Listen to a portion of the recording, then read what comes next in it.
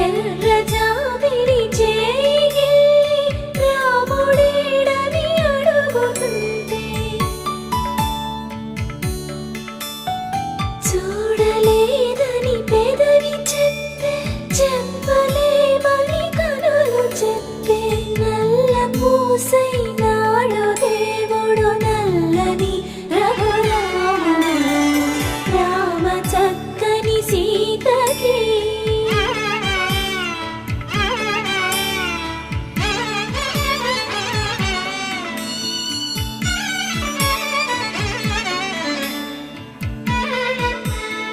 చుక్కలడిగా